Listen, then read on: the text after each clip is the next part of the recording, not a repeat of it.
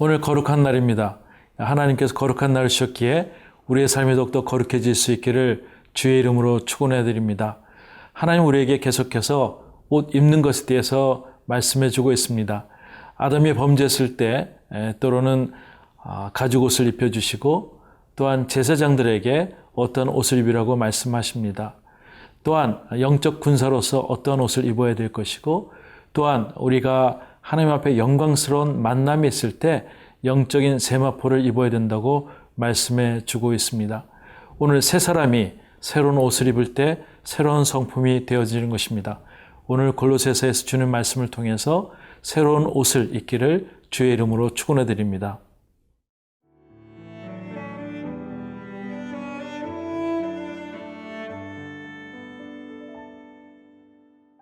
골로새서 3장 12절에서 17절 말씀입니다. 그러므로 너희는 하나님이 택하사 거룩하고 사랑받는 자처럼 긍휼과 자비와 겸손과 온유와 오래 참음을 옷 입고 누가 누구에게 불만이 있거든 서로 용납하여 피차 용서하되 주께서 너희를 용서하신 것 같이 너희도 그리하고 이 모든 것 위에 사랑을 더하라. 이는 온전하게 매는 띠니라. 그리스도의 평강이 너희 마음을 주장하게 하라. 너희는 평강을 위하여 한 몸으로 부르심을 받았나니 너희는 또한 감사하는 자가 되라. 그리스도의 말씀이 너희 속에 풍성히 거하여 모든 지혜로 피차 가르치며 권면하고 시와 찬송과 신령한 노래를 부르며 감사하는 마음으로 하나님을 찬양하고 또 무엇을 하든지 말에나 일에나 다 주 예수의 이름으로 하고 그를 힘입어 하나님 아버지께 감사하라. 12절에서는 이렇게 이야기하고 있습니다. 그러므로 너희는 하나님이 택하사 거룩하고 사랑받는 자처럼 긍휼과 자비와 겸손과 온유와 오래 참음을 옷 입고 라고 되어 있습니다. 그러므로 또 한 번의 전치사가 나옵니다. 먼저 있었던 내용은 이렇습니다. 하나님께서 우리에게 은혜 주셔서 그리스도의 복음으로 말미암아 새 사람, 새롭게 된 사람들은 이제 하나님이 택하여 거룩하고 사랑받는 자처럼 그러한 자처럼 우리에게 옷을 입으라고 하는데 그 옷이 긍휼과 자비와 겸손과 온유와 오래 참음의 옷을 입으라고 얘기하고 있습니다. 긍휼과 자비와 겸손과 온유, 오래 참음 이거 생각하면 예수 그리스도의 성품인 것이죠. 저는 오늘 여러분들이 이러한 것으로 옷 입기를 주의 이름으로 축원해 드립니다. 옷이 참으로 중요합니다. 옷을 입을 때 그분의 성품이 나타날 때가 있습니다. 오래전에 예비군 훈련을 한번 참여한 적이 있었습니다. 직장에서는 좋은 과장 또한 어떤 위치에 있는 분들이 이제 예비군 훈련장 가면은 옷을 대충 입습니다. 때로는 단추도 다 풀어헤치고 또 위에 것도 이렇게 다 내려놓고 또한 신발도 이렇게 그 신발도 신지 않은 것처럼 꾸겨 신고 하면서 있습니다. 근데 그분들의 특징이 있습니다. 그렇게 할 때 말도 함부로 하거나 또 음담패설 같은 걸 하면서 좀 많은 어려움이 있는 것을 목도를 하였습니다. 옷이 이렇구나. 또 그 다음날 이분들이 옷을 정당 입고 나갈 때에는 또 말과 모든 행동이 정직하게 보여지는 것을 보게 됩니다. 옷이 참으로 중요합니다. 우리가 어떻게 단장하느냐에 따라서 우리의 성품과 우리의 삶의 모습이 달라진다고 생각됩니다. 13절의 말씀 보니까 이런 말씀이 있습니다. 누가 누구의 불만이 있거든 서로 용납하여 피차 용서하되 주께서 이를 용서한 것 같이 너희도 그리 하라 하고 말씀하고 있습니다. 용서, 우리가 그리스도의 몸을 품고 또 긍휼과 자비와 겸손과 온유와 오래 참음의 옷을 입고 그렇게 행하지만 또 이웃과의 모든 관계에서도 용서를 하라고 주님께서 말씀하고 있습니다. 예수님께서는 실질적으로 십자가에서 그런 모습으로 우리에게 보여주셨습니다. 아버지여 저들의 죄를 다 용서해 주십시오. 저들이 알지 못해서 그랬습니다 라고 합니다. 이것은 우리에게 주어진 좋은 본보기며 우리에게 준 모델이라고 생각됩니다. 사도행전 7장에도 보니까 스데반이 순교할 때 그의 모든 지적이 집사였지만 예수님처럼 순교하게 됩니다. 아버지여, 저들이 알지 못해서 그렇습니다. 용서하여 주십시오. 그리스도인들이라고 하면 그리스도를 따르는 사람들입니다. 우리의 삶이 좋은 성품, 긍휼과 자비와 겸손과 온유와 오래 참음과 또한 그것을 통해서 많은 사람들에게 용납하는 그러한 시간이 있기를 바랍니다. 14절에 이렇게 말씀하고 있습니다. 이 모든 것 위에 사랑을 더하라. 이는 온전하게 매는 띠니라. 네. 좋은 표현인 것 같습니다. 모든 것 위에, 이 모든 것 위에 사랑을 더할 때 그것이 완벽한 그리스도의 성품이 된다는 것입니다. 그것이 옷의 띠를 띠는 것이죠. 영적인 군사적인 장비에서도 또한 구원의 투구, 의의 흉배, 진리의 검, 또 믿음의 방패, 또 평안의 신, 복음의 신 이런 것들 다 있지만 진리의 허리띠를 바로 할 때 그것이 모든 게 타이트하게 준비가 되는 것이죠. 옷을 잘 입는 것도 중요합니다. 그런데 옷이 몸에 붙어 있기 위해서 그것을 잘 매는 띠와 같은 것이 사랑이라고 오늘 바울은 우리에게 얘기해 주고 있습니다. 사랑하는 성도 여러분, 우리가 새 사람을 입었다면 우리가 이렇게 살아야 될 의무가 있습니다.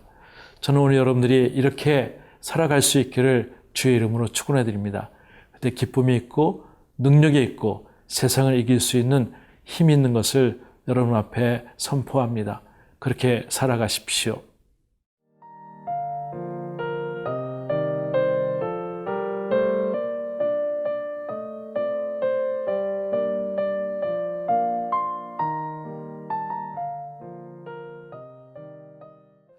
(15절에) 그리스도의 평강이 너의 마음을 주장하게 하라고 말씀하고 있습니다. 너희는 평강을 위하여 한 몸으로 부르심을 받았나니 너희는 또한 감사하는 자가 되라고 이야기하고 있습니다. 그리스도의 평강은 우리의 트레이드 마크인 것이죠. 크리스찬들의 모든 모습 속에 평강이 흘러가기를 주의 이름으로 축원해 드립니다.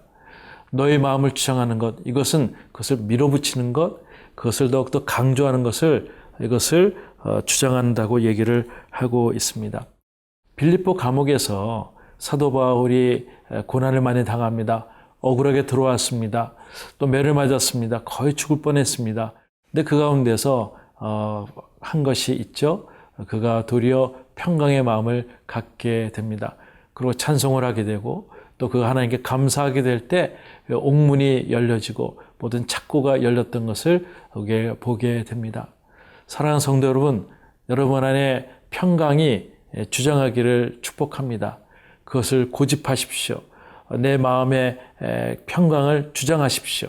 그것을 붙잡으실 때 하나님께서 우리에게 어려움을 물리쳐 주시고 새로운 길을 우리에게 허락하실 줄 믿습니다. 16절 말씀 보니 그리스도의 말씀이 너희 속에 풍성히 거하여 모든 지혜로 피차 가르치며 권면하고 시와 찬송과 신령한 노래를 부르며 감사하는 마음으로 하나님을 찬양하고 라고 되어 있습니다.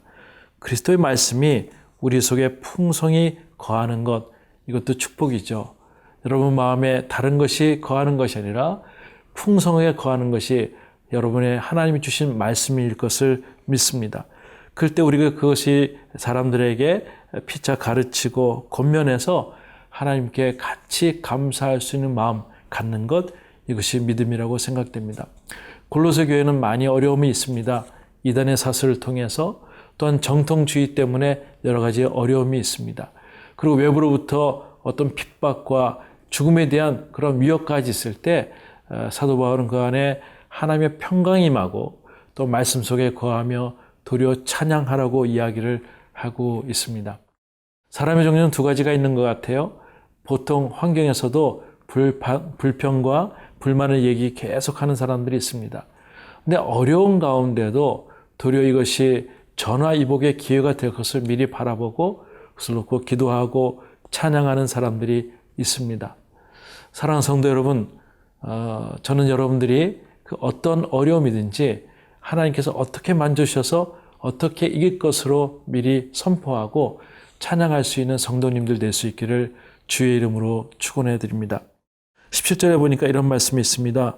또 무엇을 하든지 말에나 일에나 다 주 예수 이름으로 하고 그를 힘입어 하나님 아버지께 감사하라고 얘기하고 있습니다. 무엇을 하든지 말에나 일에나 다 주 예수 이름으로 하는 것. 제가 하는 기업에 한 분이 계신데 젊은 분이 CEO가 되셨습니다. 하나님의 마음 가지고 그 기업을 하기로 마음을 결정하고 있을 때 사람들이 보이기 시작했습니다. 그래서 모든 직원들에게 열심히 주의 마음으로 섬기고 혹시 우리 회사로 오는 사람들에게도 누구에게든지 예수님의 마음으로 잘 접대하라고 했습니다.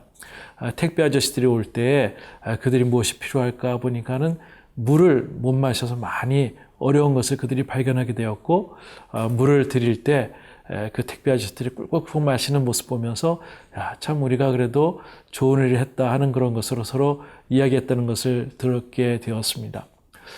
누구를 만나든지 무엇을 하든지 우리 직장에서도 하나님의 마음을 갖고 일하는 것 너무나도 중요합니다. 베르프라는 단어는 독일어로 어떤 소명이라는 것인데 중세 성직자들에게 써여진 이야기였습니다. 그런데 이 베르프라는 단어는 지금도 직업이라는 단어를 쓰게 되는 것이죠.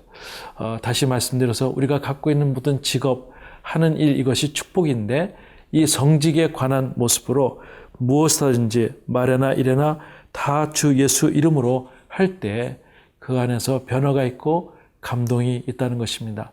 사랑하는 성도 여러분, 오늘도 하나님께서 주신 귀한 날을 멋지고 아름답게 있으셔서 하나님의 거룩한 모습으로 살아갈 수 있기를 주의 이름으로 축원해 드립니다. 하나님 아버지 감사합니다. 우리가 거룩한 옷을 입고 그리스도의 성품을 가지고 열정적으로 살아가길 원합니다. 우리에게 사랑의 띠를 가지고 모든 것들을 잘 겸비하여서 모든 사람들을 대할 때마다 예수님을 대하듯이 주의 마음을 품고 대하며 일할 수 있는 저희들 될 수 있도록 축복하여 주시옵소서. 오늘 하루를 주신 주님 앞에 감사하며 예수님의 이름으로 기도드리옵나이다. 아멘.